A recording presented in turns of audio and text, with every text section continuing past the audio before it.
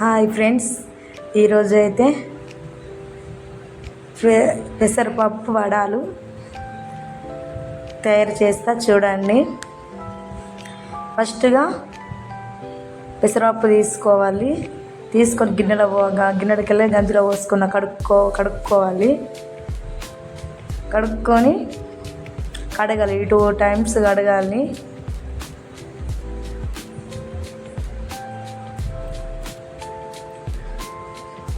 Two times కడగాలి.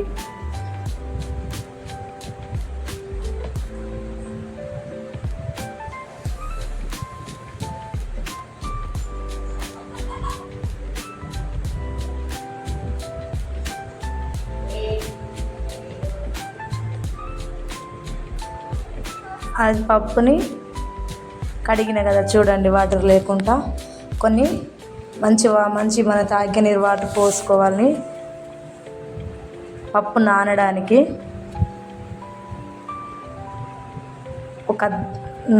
నానడానికి నీళ్ళు పోసుకున్నా. ఒక అర్ధగంట సేపు నానబెడితే దాన్ని కొంచెం మెత్తగా అవుతుంది అన్నట్టు. నానబెడితే కొద్దిగా పప్పు ఉబ్బుతుంది. ఆ తర్వాత అప్పటి వరకు ఆనియన్ కట్ చేస్తున్నా.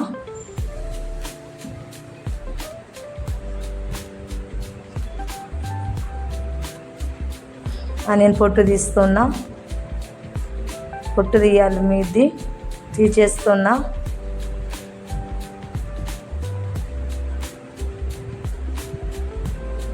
తీసి కట్ చేస్తున్నా.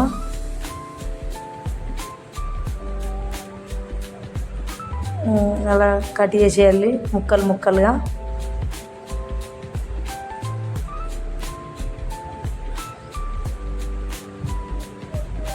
కటింగ్ అయిపోయిందండి. ఒక దగ్గర అనుకొని ఎల్లిపాయలు చేసుకోవాలి.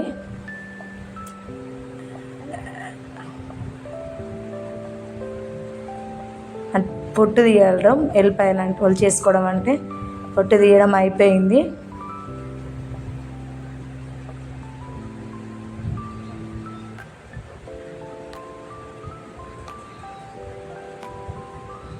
ఆ పొట్టు నాటి పక్కకు పెట్టి పారేయాలి.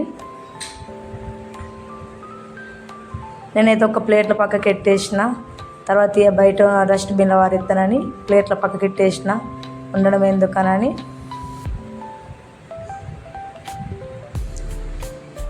ఆ ఎల్లిపాయలు గ్రైండర్లో వేసుకోవాలి, మిక్సర్లో. ఎల్లిపాయలు, ఆనియను, అందులో జీలకర్ర వేసుకోవాలి. జీలకర్ర వేసుకొని పప్పు నానిందండి, వాటర్ లేవు, కొద్దిగా ఉన్నాయి. అవి కొద్దిగా ఉండకుండా అవిట్లను వాటర్ తీసేయాలి కాబట్టి జాలితోటి అడబోస్తున్నా వాటర్ని. అడబోసినాక ఎంత జాలీలో తీసుకోవాలి. ఒక చుక్క బొట్టు కూడా వాటర్ ఉండద్దు, వడలు రావాలంటే మంచిగా రావడానికి. అలా జాలీలో తీసుకొని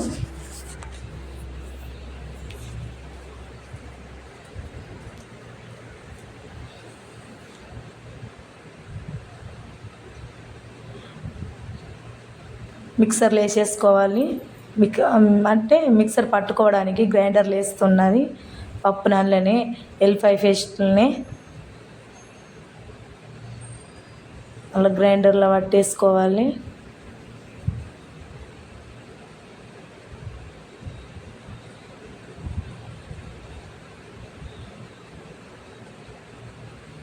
పడుతున్న గ్రైండరు మిక్సీలో మెత్తగా పట్టాలి పేస్ట్ని.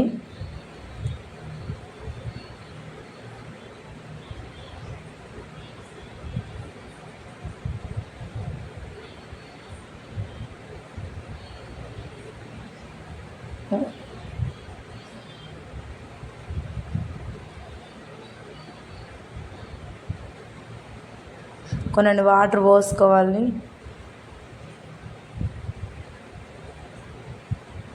ఎందుకంటే అది పొడి పొడిగా ఉంది కాబట్టి కొంచెం లైట్గా, బాగా అవసరం లేదు, వాటర్ పోసేసుకున్నా.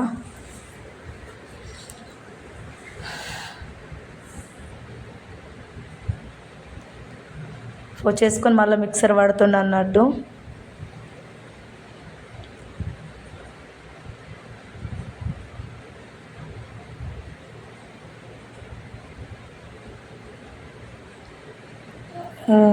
మెత్తగా వాడాలి కదా పేస్ట్, అందుకే మంచిగా వస్తే టేస్ట్గా.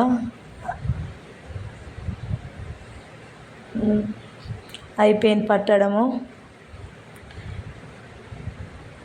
చూడండి మెత్తగా అయిందిగా పేస్టు. ఇక ఆ పప్పు ఎంత ఉందో నాకైతే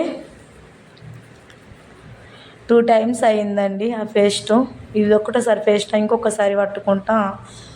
దాంతో 2 times పట్టడం. మెత్తగా అయిపోయింది పట్టిన.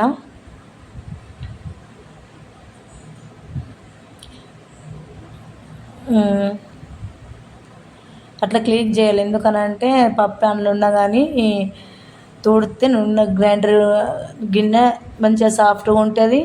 ఎన్నైనా చక్రాలు ఇరికినా కానీ వెళ్తుంది అన్నట్టు. అందుకే నేను స్పూన్ తోటి తీస్తున్నాను స్మూత్గా.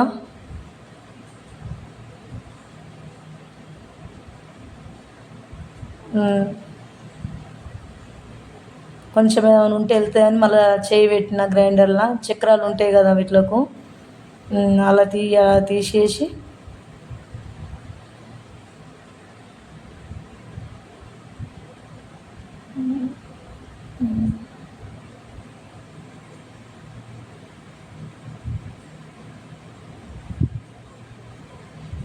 చేయి కడుక్కుంటున్నా. ఎందుకంటే గిన్నె నానబెట్టాలి కదా వెంటనే. తొందర నానబెడితే మన ఉండగా తొందర కొంచెం సరే మంచిగా ఉంటుందని కడిగేసిన, పక్కకెట్టిన. అందులో కావాల్సిన ఐటెం కళ్యమాకు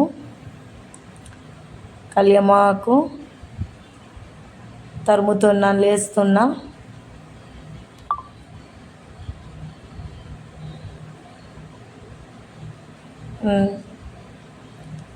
కళ్యమాకు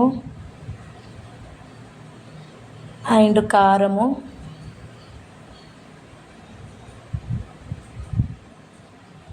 రుచికి సరిపడా కారము,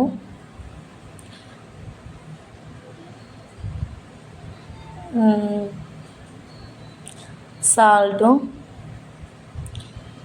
రుచికి సరిపడా సాల్టు,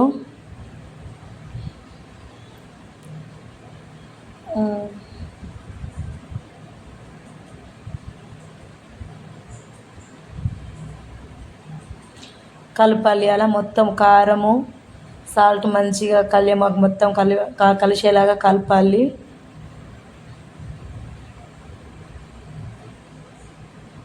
అలా మొత్తం ఇట్లా మంచిగా మిక్స్ అయ్యే రాక కలపాలి, కొద్దిసేపు రాకాల. అట్లా ఒక 5 minutes అట్లా కలుపుతూనే ఉండాలి. దానికి మొత్తం పప్పు మొత్తం పట్టుకోవాలి మంచిగా కారము. అయిపోయింది కలపడం. కడాయి కంచుడు పెడుతున్నా.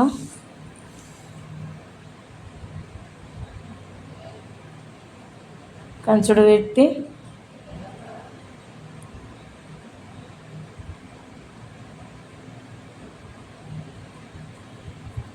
మంట వెలిగించిన స్టవ్.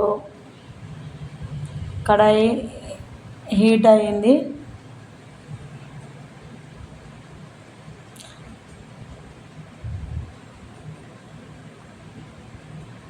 ఆయిల్ పోసుకోవాలి అందులో.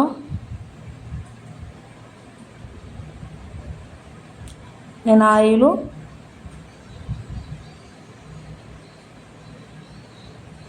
పోస్తున్నా. కడాయి హీట్ అయింది కాబట్టి ఆయిల్ పోసేస్తున్నా.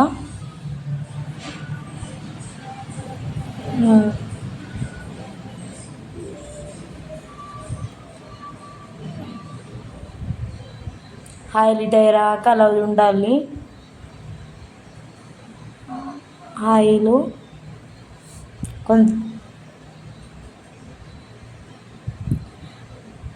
నేను అక్కడ ఆల్రెడీ ఆయిల్ హీట్ అయ్యాక అప్పాలు చేస్తున్నా. హీట్ అయినాక అప్పాలు వేసేసిన.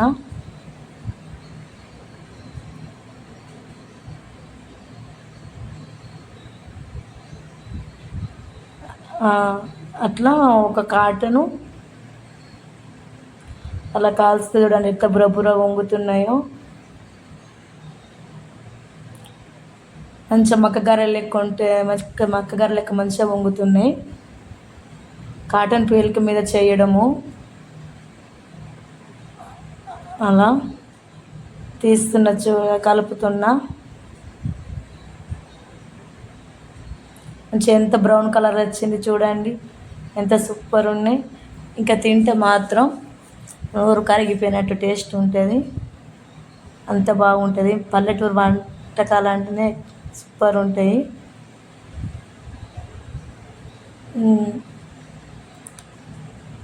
కాగింది చూడండి, బ్రౌన్ కలర్ ఎంత మంచిగా వచ్చింది.